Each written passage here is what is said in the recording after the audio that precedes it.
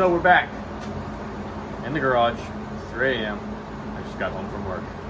Tonight I'll be installing my 1000cc E85 rated D-Works injectors and my Miata. Next, I got these, which is 2001 to 2005 sport brakes from an NV Miata. They are bigger and they will support a 280mm rotor, which I will need with my Zarek Fab drop knuckle that has camber adjustment and dual caliper in it. The next two things I got is the relay that I need to wire in that will come directly from the alternator to one of these, and then the old fan power will switch the relay because I'll be running two small fans, and together they will pull about, I don't know, 60 amps. So I want something nice and big on there. This is a 120 amp relay that can flow the power that it needs. Lastly, the through radiator things that will mount the fans on the radiator. I know I don't have a shroud that can mount them correctly, so this is what I got. I'll get a shroud eventually, but this is what I got for now. Ball fans. Can't remember what the name of this fan is, but it's one of their brushless fans. It's like, I think it's one of their brushless fans. It's like 1875 CFM or something like that. I got two of them. Hopefully they both fit on my radiator because I ain't fucking around. This car ain't gonna overheat.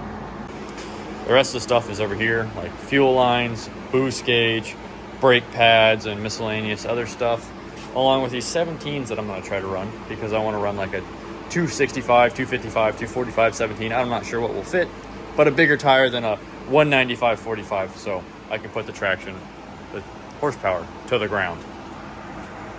What else is going on? I'm working on my girlfriend's car. It's got an exhaust leak that's stinking up the cabin when the AC is on, so I got to replace the gasket. That's also what I'm doing tonight. First things first, I'm going to remove this fuel rail so that I can put the injectors in.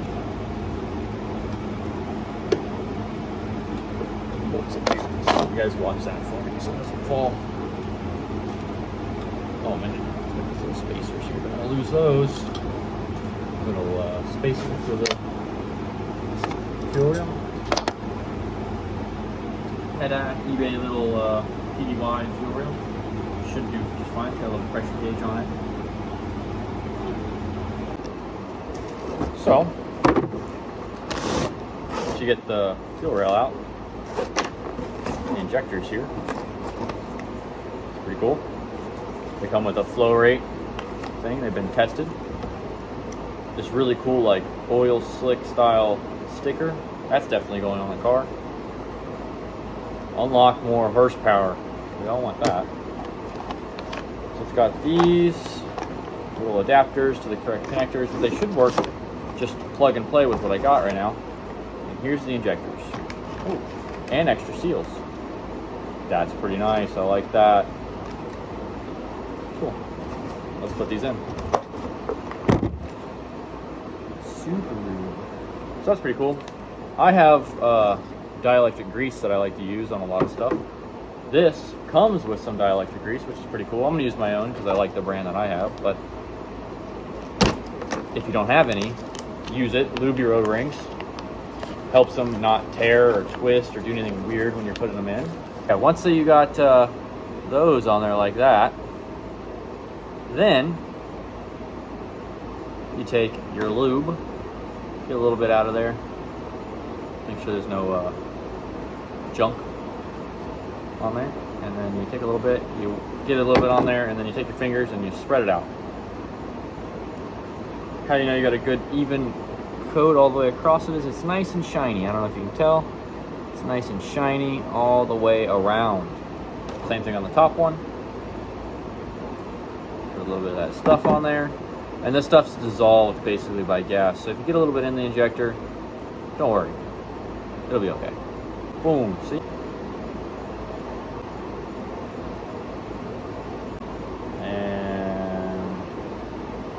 Boom.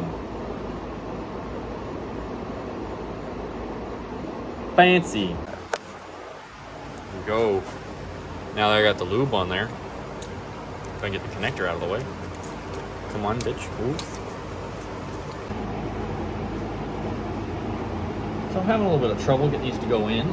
So what I'm going to do is I'm going to start the bolts and kind of maybe tighten them evenly while I push with my hands to see if I can get it to go on evenly. Not screw anything up. Come on, get in the hole. I know you want to get in there. Gotta get a socket.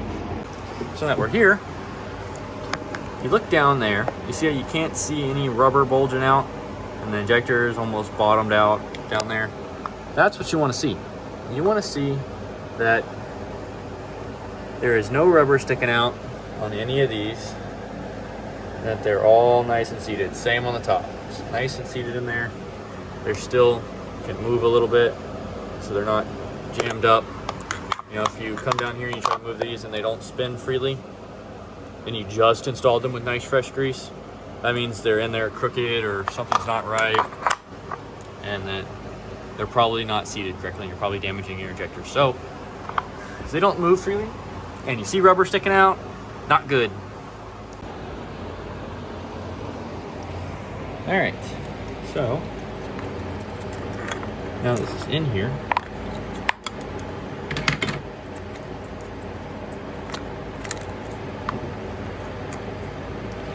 Now they got my harness and the injectors installed, I can plug them in. The wiring specialties harness makes this very easy. So you can see there's a 1 right there. So obviously that one goes right here. And yep, just as I expected, my connectors is screwed up. Yes, I know. But I'm gonna need these. I hate using these, but hopefully they work.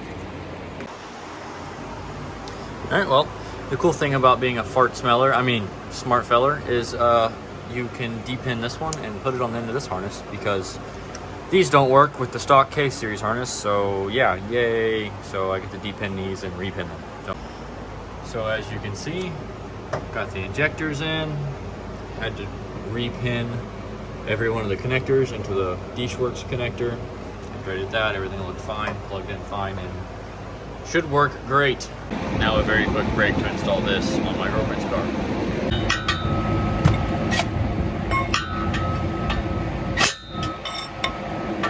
Loud, plug your ears.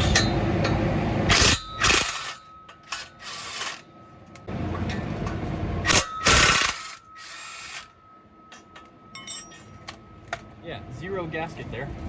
Good job, whoever put this exhaust together. Oops, that's me. This. Yeah. Duh. Do the one you can see first. Rotate it up. Put this through it.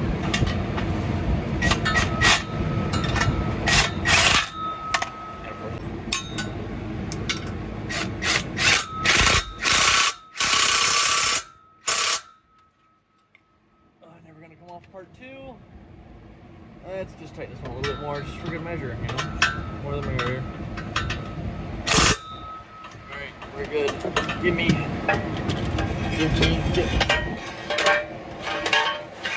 Fuck off. Okay. Well, that gasket's fixed. I think the header is cracked because it's still ticking in the engine bay somewhere.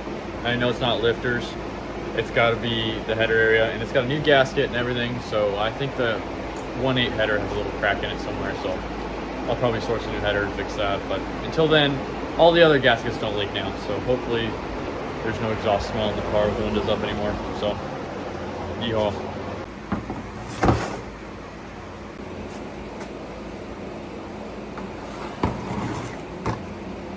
Fan. Had to remove the intercooler so I could get to these front little things and then cut them off and then put the new fans on. So here we go. I'm about to do that.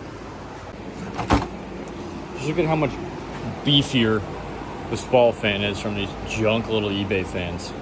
Holy cow. Look how thick that boy is.